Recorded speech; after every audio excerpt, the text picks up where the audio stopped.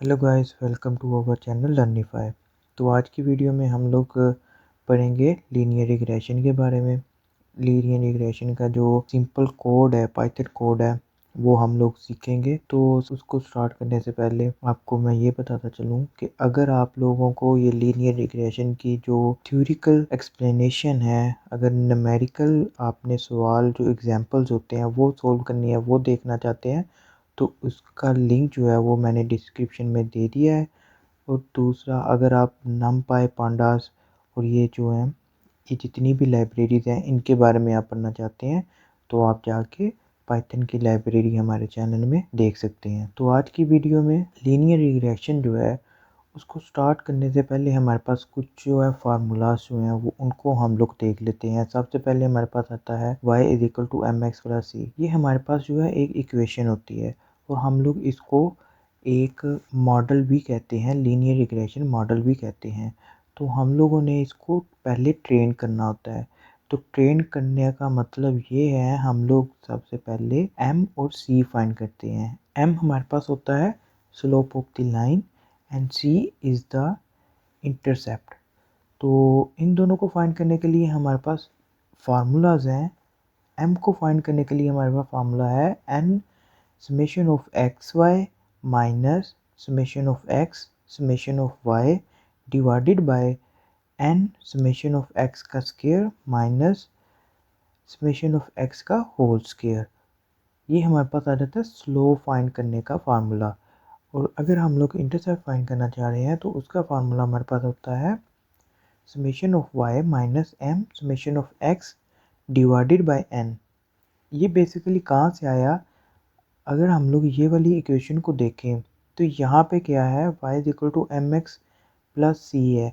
तो अगर हम लोग एम एक्स को दूसरी साइड पे ले जाते हैं तो यहाँ से हम लोग c इजीली फाइंड कर सकते हैं। नाउ अब जो है हम लोग देखेंगे पाइथन का कोड जो है without using the any library, built in libraries. तो सबसे पहले हम लोग, मैं यहाँ पे क्या करूँगा कि मैं एक यहाँ पे क्लास बना लूँगा लीनियर रिग्रेशन के नाम से, जो कि है मेरी क्लास होगी लीनियर रिग्रेशन। उसके बाद यहाँ पे मैं क्या करूँगा कि एक इसके अंदर डिफरेंट फंक्शंस जो हैं उनको बनाऊँगा। मैं डिफरेंट फंक्शन जो हैं वो उनको बनाना शुरू करूँगा। सबसे पहले मैं यहाँ पे फंक्शन बनाऊँगा इनिशिएट करने का, मतलब कि मेरा m जो है और c जो है इसको मैं इनिशिएट करूँगा और इसको मैं इनिशिएट करूँगा ज़ीरो से, कि मेरा जो m है वो भी ज़ीरो है और जो मेरा c है वो भी मेरा ज़ीरो है। उसके बाद जो है मैं क्या यूज़ करूँगा, इसको फिट का जो होता है, फिट फंक्शन मैं यूज़ कर रहा हूँ अपना जो मेरा मॉडल है उसको ट्रेन करने में। उसके अंदर मैं m और c जो है, अब जो फाइंड करने वाला प्रोसेस है वो सारे का सारा मैं इसके अंदर डालूँगा, फिट वाले के अंदर। सबसे पहले मैं क्या करूँगा, n फाइंड करूँगा। n मैं कैसे फाइंड करूँगा, जितने मेरे नंबर ऑफ़ सैम्पल्स हैं। मेरे नंबर ऑफ़ सैम्पल्स कितने हैं, जितने मेरे पास x हैं। तो मैं सिंपल क्या करूँगा, len वाला फंक्शन यूज़ करूँगा और उससे मेरी लेंथ आ जाएगी मेरे डाटे की। तो वो स्टोर मैं कर लूँगा n के अंदर। अब मैं क्या करूँगा, मेरा जो फार्मूला है ऊपर, तो अब मुझे चाहिए summation of x y, summation of x, summation of y and summation of x square. इस सब का मुझे सम चाहिए। तो यहाँ पे सबसे पहले मैं क्या करूँगा, समेशन ऑफ एक्स जो है वो मैं कैसे फाइंड कर सकता हूँ, सम करके। तो मैं यहाँ पे सम का फंक्शन कॉल करूँगा, उसको मैं एक्स वेरिएबल जो है मेरा वो भेज दूँगा और वो क्या करेगा, मेरे जितने भी एक्स हैं उनका सम इसके अंदर स्टोर कर देगा। उसके बाद सेम इसी तरह मैं वाई का भी इस्तेमाल कर लूँगा। उसके बाद मैं यहाँ पे summation of x y find कर रहा हूँ। समेशन ऑफ एक्स वाई मैं किस तरह फाइंड कर रहा हूँ, एक्स और वाई को मल्टीप्लाई किया और फॉर लूप चला दिया। फॉर लूप जो है मैं उसको क्या कर रहा हूँ, एक्स और वाई दोनों जो है मेरे एक्स और वाई के अंदर चलें, ठीक है। उसके बाद मैं क्या कर रहा हूँ, मैं फाइंड कर रहा हूँ summation of x square. Summation of x square कैसे फाइंड करते हैं, एक्स को एक्स से मल्टीप्लाई करवाते हैं तो वो हमारे पास आ जाता है एक्स स्क्वायर। उसके बाद मेरे पास जो है सिंपल मेरा आ गया m का फार्मूला मैंने लगाया। m का फार्मूला मेरे पास क्या आया है, n multiply summation of x y minus summation of x multiply by summation of y divided by n multiply summation of x square minus summation of x का whole square. यही हमारे पास formula है। ये क्या करेगा, ये इस सारे की वैल्यू उठाएगा, उठा के इसके अंदर स्टोर कर देगा m के अंदर। तो मेरे पास किसकी क्या हुआ, मेरे पास m की वैल्यू आ गई। अब मेरे पास आ गया c की वैल्यू हम लोग कैसे फाइंड करते हैं, इसका फार्मूला मेरे पास था summation of y minus m summation of x divided by n। तो यहाँ पे अब फार्मूला सिंपल, मैंने फार्मूलाज को यूज़ किया है, मैंने बिल्ट इन फंक्शनैलिटी या बिल्ट इन लाइब्रेरी को नहीं यूज़ किया। मैं इसको सिंपल जो है लेके चल रहा हूँ। हम लोग इसको easily built in library use करके वो भी कर सकते हैं, लेकिन हम लोग अभी सीख रहे हैं, हमें पता होना चाहिए कि उस लाइब्रेरी के अंदर क्या हो रहा है, इसलिए यहाँ पे मैं आपको विद फार्मूलाज करके सिखा रहा हूँ। नेक्स्ट जो है मेरे पास आ जाता है प्रिडिक्शन का। अब मेरा मॉडल तो ट्रेन हो गया, मैंने सी भी फाइंड कर लिया और एम भी फाइंड कर लिया। अब मुझे चाहिए कि मैं अपना कोई भी नया, मेरे पास वेरिएबल आया, मेरे पास कोई भी नया सैंपल आया, मैं उसको चेक करूं कि उसकी प्रिडिक्शन, उसका आउटपुट क्या होगा। तो उसका आउटपुट चेक करने के लिए मैं फार्मूला बना रहा हूँ। तो अगर मैं देखूँ तो मेरा मॉडल क्या था, मेरा मॉडल था y is equal to m x plus c. अब मेरे पास m और c की वैल्यू है, तो मैं क्या करूँगा, इसमें x की वैल्यू पुट करूँगा और जो मेरा आंसर आएगा वो मेरी प्रिडिक्शन होगी, राइट। इसी तरह होगा ना। तो इसके अंदर मैं सिंपल क्या करूँगा, रिटर्न में करूँगा y prediction is equal to m x plus c, right, m x plus c. यहाँ पे फॉर लूप क्यों यूज़ किया है, मैंने यहाँ पे फॉर लूप इसलिए यूज़ किया है कि हम लोग ये तो नहीं है कि एक ही वेरिएबल सिर्फ भेज रहे हैं, हम लोग मल्टीपल्स वेरिएबल्स भी तो भेज सकते हैं ना। मेरे पास अब डाटा है, मैं जो चेक करना चाह रहा हूँ, अब एक ही टाइम पे मेरे पास मल्टीपल्स ऑफ सैंपल्स आ गए हैं। अब मैं ये तो नहीं ना उसको एक दफ़ा उठाऊंगा, एक को उठाओ, एक को बेचा, एक को उठाया, एक को बेचा, उसको चेक किया, फिर एक को उठाया, उसको बेचा। मैं क्या करूँगा, उसकी अरे बनाऊँगा, अरे के अंदर उसको लिख के और मैं वो पास कर दूँगा, वो मेरी इधर आ जाएगी इसके अंदर। इसके अंदर अब मेरे पास अरे है, तो मैं क्या कर रहा हूँ, इस एक्स के अंदर इसकी वैल्यू स्टोर करता जा रहा हूँ, ठीक है, और वो इसके अंदर आती जा रही है। तो उसको वो मल्टीप्लाई करके हर एक ही टाइम पे विद एक दफ़ा रन करने से मेरी मल्टीपल्स ऑफ जो सैंपल्स हैं उनकी प्रिडिक्शन हो रही है। इसलिए मैंने ये यूज़ किया। उसके बाद जो है मेरे पास आ जाता है स्कोर। अब मैंने स्कोर फाइंड करनी है।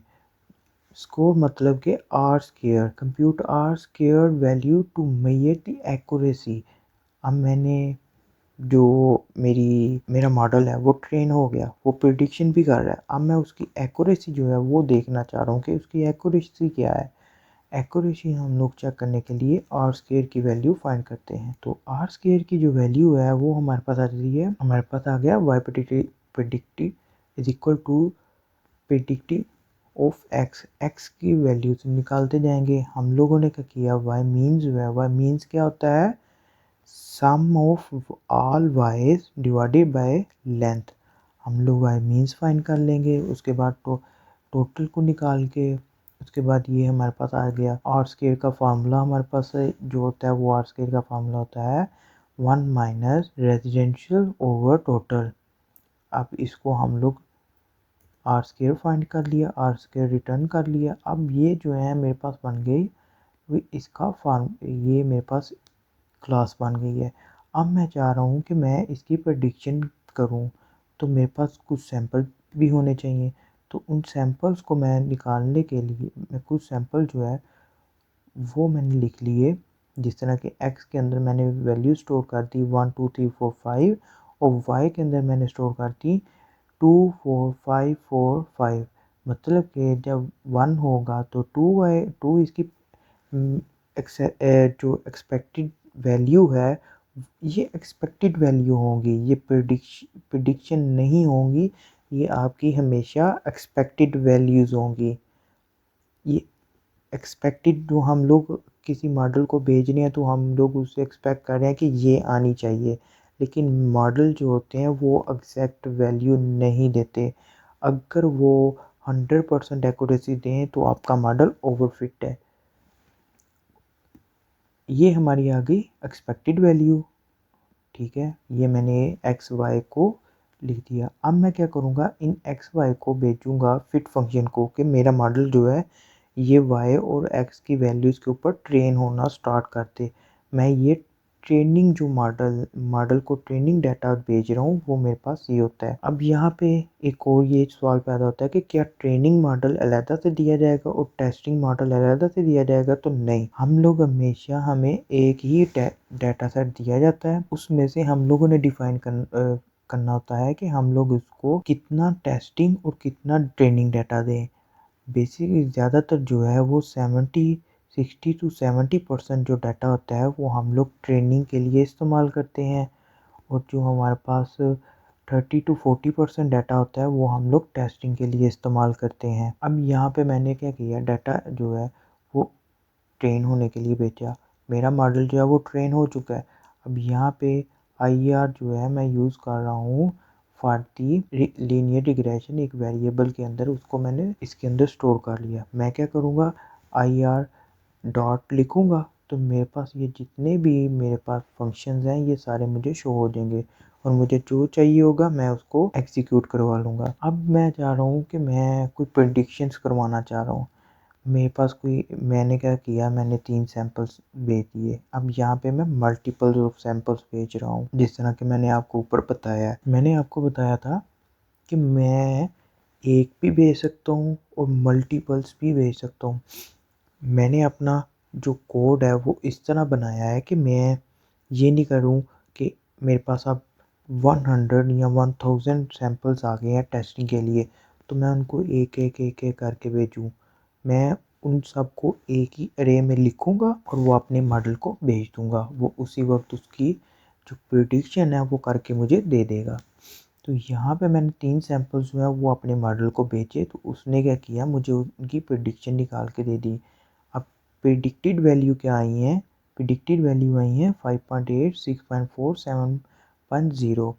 अब यहाँ पे मैंने कहा था कि प्रिडिक्शन वैल्यू, प्रिडिक्टेड वैल्यू और एक्सपेक्टेड वैल्यू में फ़र्क होता है। अब वो हम लोग कहाँ से देखेंगे, अब यहाँ पे अब मैं देखूँ, अगर मैं लिखूँ 3 तो हम लोग यहाँ से देखें तो क्या आना चाहिए, 5 आना चाहिए। तो लेकिन हमारा मॉडल क्या दे रहा है, हमारा मॉडल दे रहा है 4.0।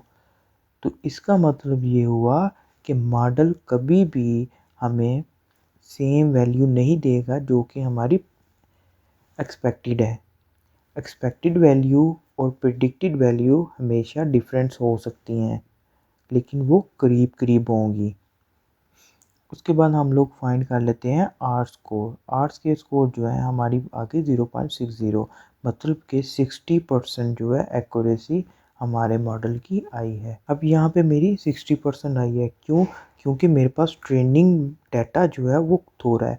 जितना ज़्यादा ट्रेनिंग डाटा होगा उतनी मेरे मॉडल की एक्यूरेसी ज़्यादा बढ़ेगी।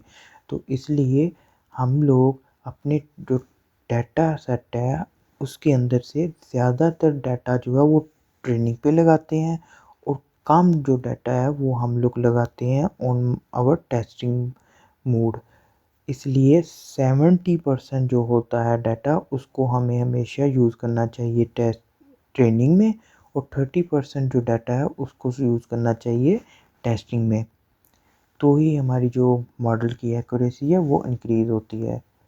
तो ये थी हमारी आज की वीडियो। अगर आपको वीडियो अच्छी लगी हो तो लाइक लाजमी कीजिएगा और चैनल को सब्सक्राइब करना मत भूलिएगा। Thank you so much.